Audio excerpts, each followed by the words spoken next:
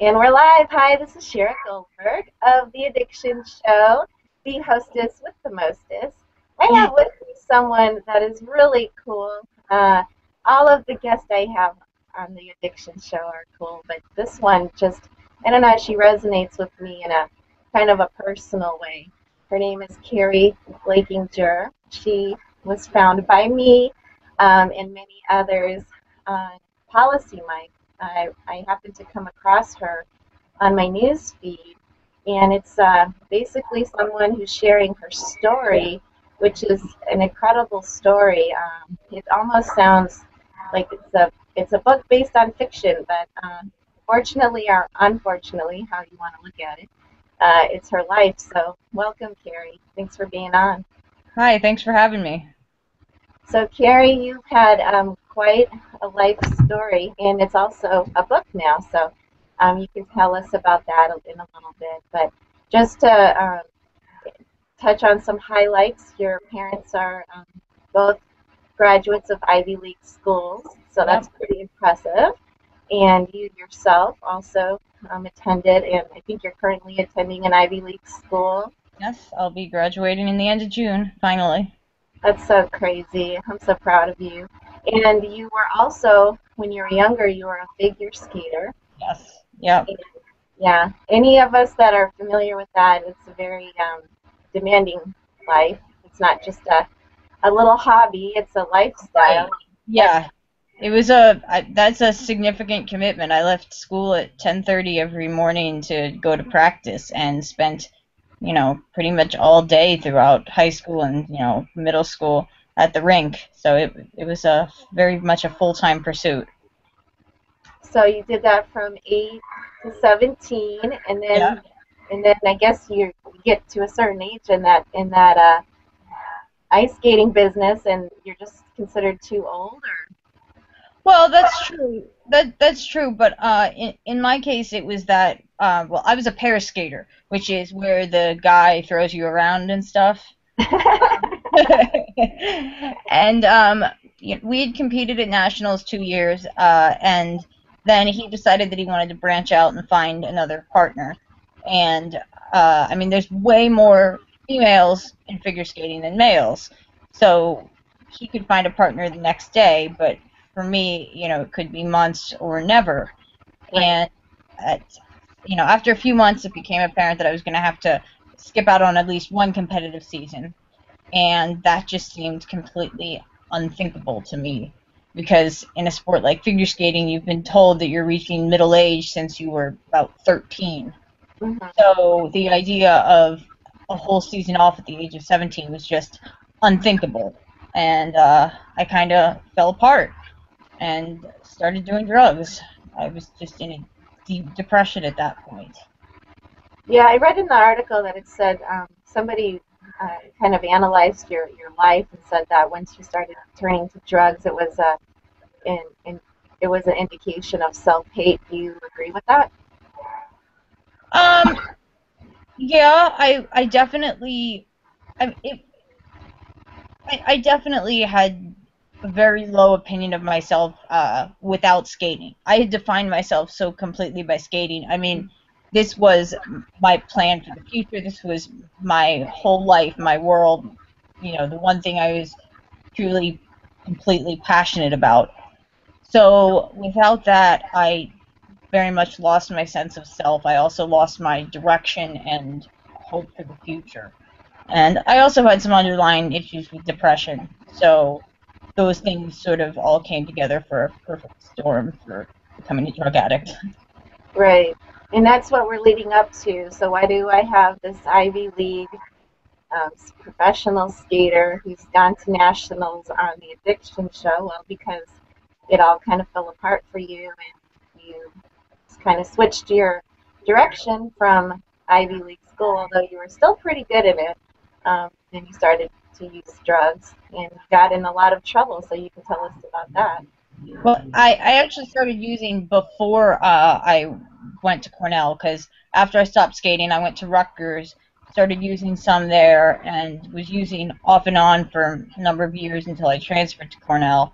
I just I managed to do schoolwork while high for the most part. Because my parents had both gone to Ivy Leagues, they put a huge emphasis on education. So basically, I believed that as long as I could stay in school and get good grades, then everything was okay. That meant I didn't have a problem. So I went to, pretty significant lengths to manage to do well in school while being on drugs. And that all worked out until December of 2010, which was just days before I would have graduated from Cornell, when I got arrested with a large amount of heroin. Initial estimates were 150,000, but that requires some really, really creative math to get that number. It was a lot. Yeah. I mean, it was 6 ounces, but that's not $150,000 worth. So it was a pretty, it was a pretty big story at the time. It was covered on some major news outlets. I would say much to my dismay, but after my arrest, I was so high the day I got arrested. I really wasn't dismayed about anything. I just didn't care. But after my arrest, I ended up doing 2.5 years. Getting sentenced to 2.5 years. With good time, it ended up being 21 months. I was extraordinarily lucky about that as far as the timing of things, because I was arrested in New York State, which had the notorious Rockefeller laws that were enacted in, the 70s or something. And those are some of the strictest drug laws in the country, including, 3 strikes laws and also just long sentences with life on the back end, 10 to life, 15 to life, for significant possession charges. I mean, it has to be a significant charge, but it's still much harsher than many other states had. However, Rockefeller laws were, they gradually did away with pieces of them over the past few years, and about 1 year and 3 months before I got arrested, they did away with the piece that would have had me be sentenced to 15 to life. So had I been arrested 1.5 years earlier with that exact same amount, I would be doing 15 to life right now. I'd have another, more than 10 years behind bars. And instead, just because I happened to be lucky enough to get arrested after that change, I got sentenced to 2.5 years. It's really great when you can put it in perspective like that. You were lucky to do only 2 years as opposed to 15 to life. And yeah. Yeah, you and I talked about that, and you're a real strong advocate because of your experience. But what led up to your advocacy with legislation? Because you're doing some pretty amazing things now. But tell us a little bit about your experience in prison. Well, prison is kind of a crazy world, not surprisingly. One of the things that bothered me the most about it was the use of solitary confinement. I was only in solitary for no more than 3 days at a time. One of the times was because of a paperwork error. But even though I was only in for 3 days, I really went nuts in that time. Solitary is a lot worse than it sounds. I think some people think it sounds like a good way to protect yourself from the general population, but it's really a form of torture. And actually, the UN Special Rapporteur on Torture announced that anything more than 15 days in solitary is considered torture. But in the U.S., we put people in solitary for months and years on end. And you think of solitary as being something that's used for the worst of the worst, for people that have, egregious, violent violations of the rules. But it's really not used that way. 5 out of 6 people that are in solitary are there for nonviolent rules violations. Some of the common things are having too many stamps, or having too many pencils, talking back to a guard, being in someone else's cell, even if they're allowing you to be there, just standing in someone else's cell will pretty definitely earn you at least 30 days in solitary. I had a friend that had 1 too many pairs of earrings. You're allowed to have earrings in some state prisons. And she had some, but she had 1 pair too many. And so she did 30 days in solitary because of that. As a result of those 30 days in solitary, she lost her good time, which meant that she had to stay in prison an extra 4.5 months meaning that it costs taxpayers $20,000 to house her that extra time over one pair of earrings. And I think that this is something a lot of people don't realize, is the way in which solitary confinement is used, that it's not actually used for major violent violations or, drug trafficking or things like that. It's used for minor things, and I think in using it that way, it becomes counterproductive because it sends the message that that having too many stamps is just as bad as having heroin or as, stabbing somebody with a shank. And I think that's not the right lesson to teach inmates that you're trying to rehabilitate and reform. I also don't think that, torturing people in a way that is, shown in many studies to have long-term adverse mental health effects, I don't think that's productive either. It can only possibly lead to increased recidivism, which in the end is a detriment to public safety, not a help. I mean, I'm not saying that all solitary confinement, should be completely abolished. I just think that we need to reconsider how we use it and on whom we use it. Yeah, that's really interesting when you kind of put it in perspective that taxpayers are paying $20,000 for a pair of earrings. So, I mean, this is really affecting, it's really a systemic level. So if you think you're just locking up these hardcore drug, addicted convicts and we don't have to deal with them anymore, really, it's like you're paying for that. And also, I think a lot of people without resources are just becoming more proficient at criminal activity. It seems like the university of illegal activity. So when they get out, they don't have the resources. And you were telling me about that one friend of yours, and it's so unfortunately true. But it's really sending the wrong message to both the general public and the prisoners. So it's like it seems like there's not a real clear rationale behind solitary confinement. It's like from extra stamps or a pair of earrings to using drugs in the prison system. So I don't really see how beneficial that is. And I mean, there's so many. I don't know if I'm just naive, but it always blows my mind when I hear about this stuff. Negative reinforcement does not work, and it seems to be the way of the prison world. Right, and that's part of the reason that one of the things that I've been involved in is advocating for the Halt Solitary Confinement Act. Now, this is only in New York, although there has been some proposals for some solitary regulation legislation federally. Mm-hmm. But in New York State, we've been advocating for Halt Solitary Confinement, which would do a few things. One of the main things is that for anybody that's in solitary over 15 days, they would be required to move them to a rehabilitative unit where they would get 6 hours of programming and therapy per day to address the underlying behavioral issues that led to being put in solitary in the first place. It would also limit the use of solitary for minor nonviolent rules violations like having too many stamps. It would also make it so that pregnant women can't be put in solitary because as of now they can. And it would limit certain other vulnerable populations like children. It would limit it so that nobody under 21 could be put in solitary. I mean, as of now, 16 and 17-year-olds in New York can go to adult state prison where they very frequently get put in solitary, which is obviously not good for a developing brain. Right. So those are some of the main important things of the bill. It also deals with some other things like abolishing food torture, because as of now, if you are in solitary and act out, whether it's just because you're trying to be a dick to the guard or because you are losing your mind because you've been in solitary so long, if you act out, one of the ways that they further punish you is by taking away your food and replacing it with one loaf of bread in the morning that has extra nutritional supplements in it, and it's designed to taste bad, so it tastes like cardboard.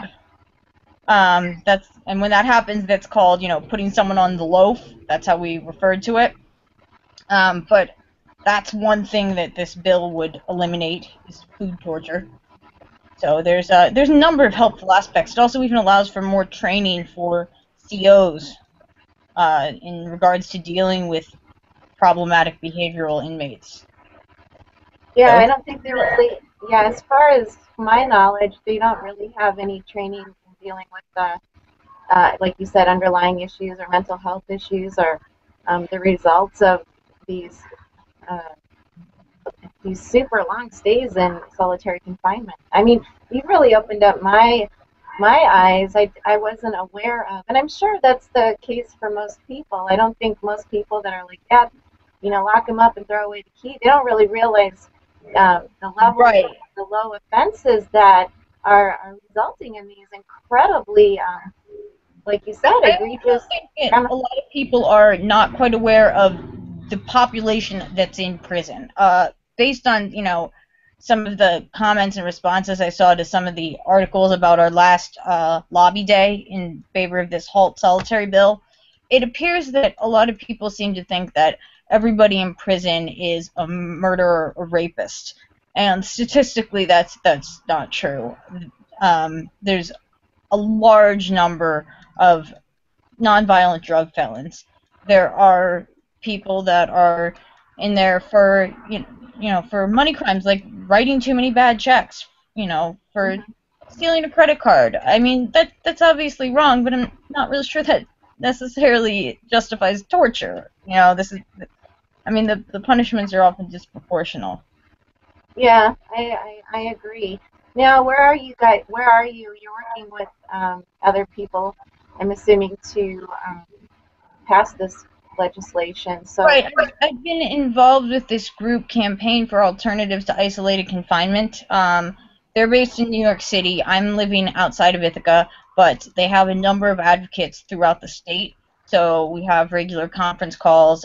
We organized a lobby day in Albany where we met with, I think they had a total of 76 different legislative meetings scheduled with state senators and assemblymen to try to get people to agree to co-sponsor the bill or to just agree to vote for it. And then there was also a rally, and Cornell West spoke there. So it was. I love Cornell West. I met him. He's from Sacramento. His mom still lives there. Oh, I didn't remember that was where he was from, but yeah. Yeah. So I got to see him speak, so that was neat. Wow. That is incredible. So how long have you been working on this, and how long does something like this take, whether it passes or you have to continue the good fight? Well, the length of time it takes for legislation to pass can vary considerably, but there's also there's also been some other bills that are not as extensive as halt solitary. That I think probably stand a better chance of passing more quickly. It's unfortunate that they're not as extensive, but there's one legislator that proposed a bill that would eliminate the use of solitary for pregnant women and children under 21, and that's a good step in the right direction. But I think that the rehabilitative units that would offer 6 hours of programming a day are a really important feature that halt solitary offers that this other bill doesn't. There was also recently a settlement and a lawsuit that included some changes in the way solitary is enforced. It was an NYCLU lawsuit on behalf of some inmates that were put in solitary for very long amounts of time for really ridiculous things. One girl was put in solitary for reporting a rape that was later deemed unsubstantiated. Although, having a rape be deemed unsubstantiated in corrections is, kind of questionable because, obviously the guards are the ones determining that this rape is unsubstantiated when the guards are the ones being accused of the rape. So, her solitary sentence seemed particularly ridiculous to me. But as a result of this lawsuit, it would limit the populations that can be put in solitary, but it's very cautious language as far as to what extent these populations are limited. It's more like, please don't put pregnant women in solitary than you can't put pregnant women in solitary.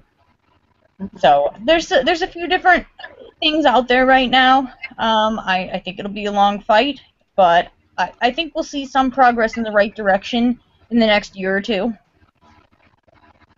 So. Well, I really hope so. I mean, I think especially with the budget context, I think maybe because it seems they're more money motivated than rehabilitation being more helpful motivated. So if you could say like, you know, $20,000 for a pair of dollar store earrings or whatever, you know. Yep. Yep. Yeah, that's a big thing.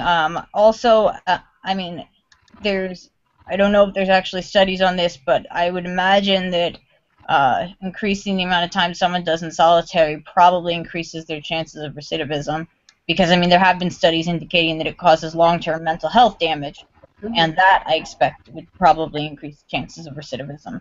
So solitary not only lengthens the current sentence, but it also costs more to keep somebody in solitary, and it probably increases recidivism.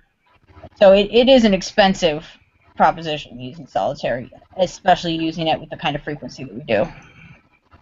Yeah, I really don't see how that's productive for anyone who's involved in the prison system. So it seems to me it's like there's three areas. There's the torture, there's the removal of torture, and then there's the rehabilitative factor. So they're not even close to truly wanting to help these people, so their chances of returning are reduced.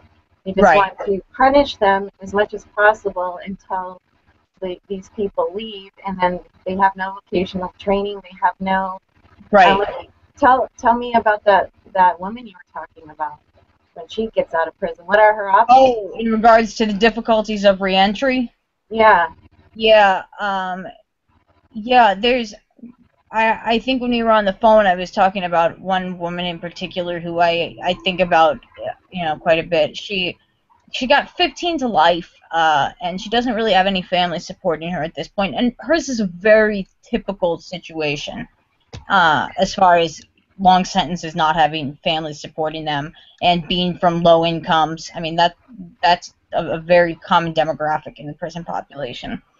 And so when she gets out, she will be given $40 and dropped off at a shelter.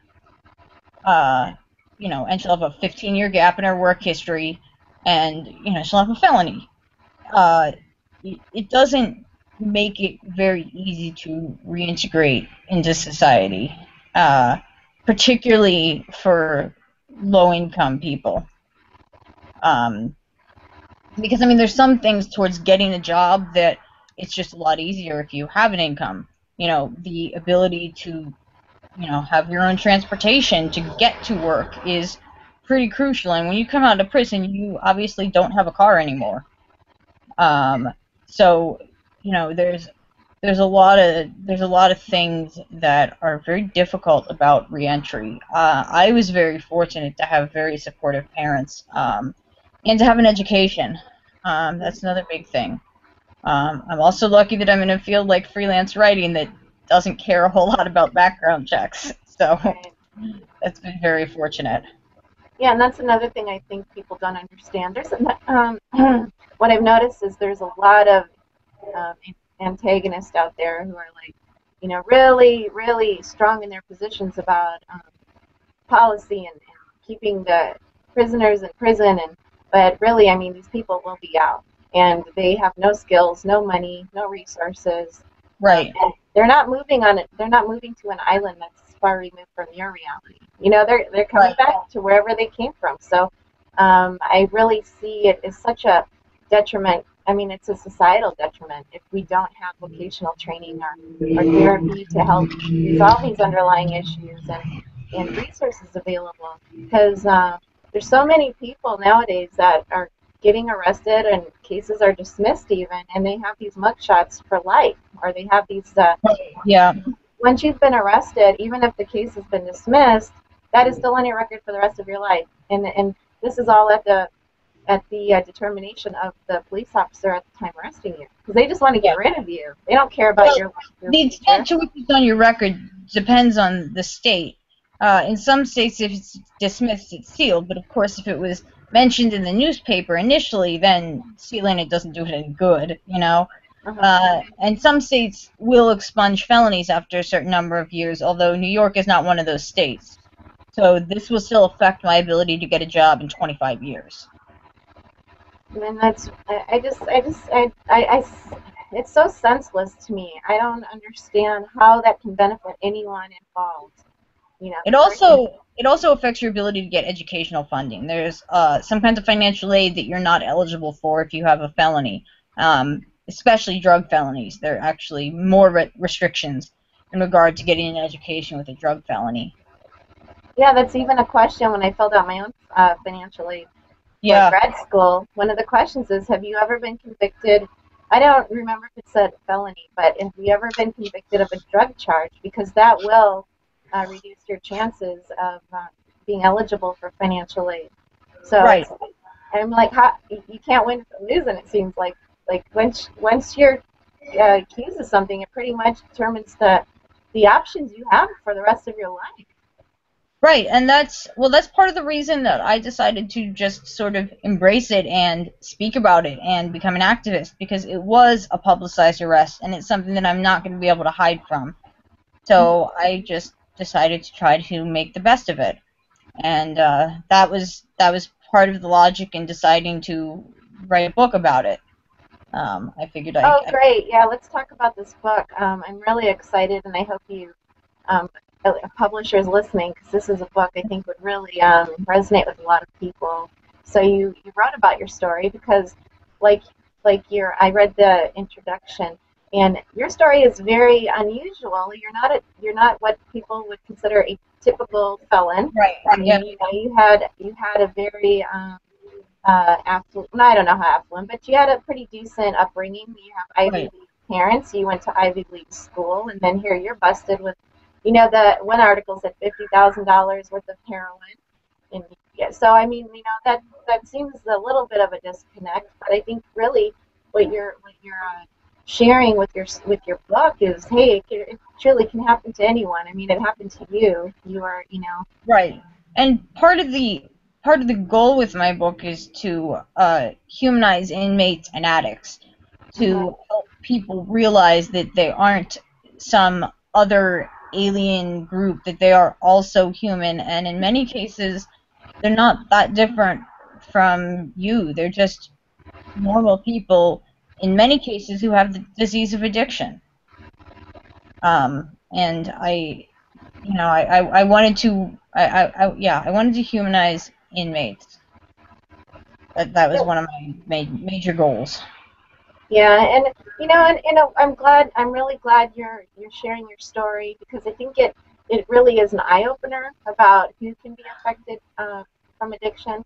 But in a way, I'm sad. It's like we have to have people like you to say, hey, it can happen to anyone.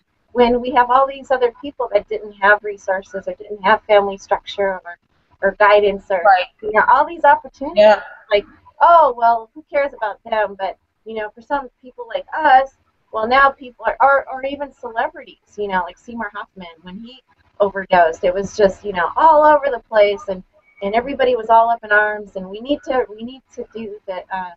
We need to fix this. We need to, and then of course after, a couple weeks it died down again, and it seems like we're always dying down back to the level one. But it's like whatever it takes to get the message out, I think.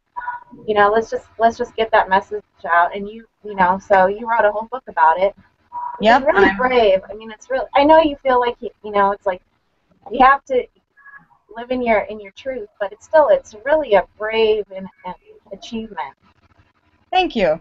Well, I'm looking for an agent right now, so hopefully I will get that out there. Although I did have some exciting and unexpected news this week that a producer from Lifetime Movie Network, so bizarre, contacted me with interest in doing an episode on me. I'll hear it's for a new series, and this would be for the pilot. They have 5 different stories that they're going to pick between for the pilot, so I'll hear back in the next week and a half to 2 weeks as far as what story they've picked. Although if I don't get picked for the pilot and the show gets picked up, then I would be in the first season. So yeah, totally unexpected and bizarre, but very exciting. It's really exciting. And Yeah. we all know Lifetime Movie Network. So I think that's really Yes. great.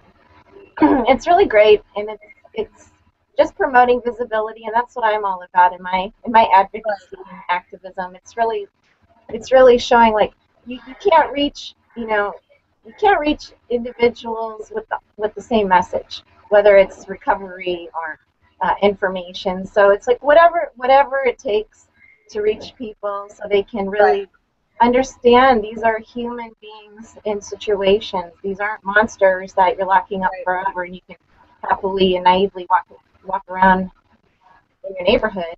So I think really what you're doing is, like you said, humanizing really hardcore issues that people, I, I think politicians really try to stay away from because they don't want to look easy on crime. And they don't Right. want to look like they don't want to be associated with something.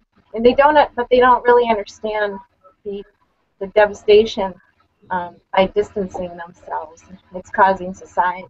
So Right. I think it's amazing what you're doing, and I really appreciate you being on this show. So you have a website, and Yes. Yes. KeriBlakinger.com. okay, It's prison reform news and updates on my efforts to find an agent. So, okay, yeah, and I hope you're gonna keep, and I hope you keep me updated with your oh, I lifetime. will. I will. Yeah, I think that's awesome, and I just see a lot of great things, and talk about turning a negative into a positive. I mean, you really stood up, and you're not only helping your elevate yourself, but you're really touching on a lot of important issues that I don't think people had any idea. But they're Right. a lot of people are really judgmental about things that they know very little about. Right. Yes. And you're changing that. You're helping change that. So That I is what I hope appreciate to do. Yes. you. Yay, Keri. All right, so Keri, well, thank you so much for being on the Addiction Show. And you can Thank you for having me. follow Keri. She's all over social media. And just touch base with her at keriblakinger.com and just see where she goes. And I'm sure she's that's her new pathway to touch a lot of lives and provide some honest information about things that affect us all. So thanks again, Keri. Thank you.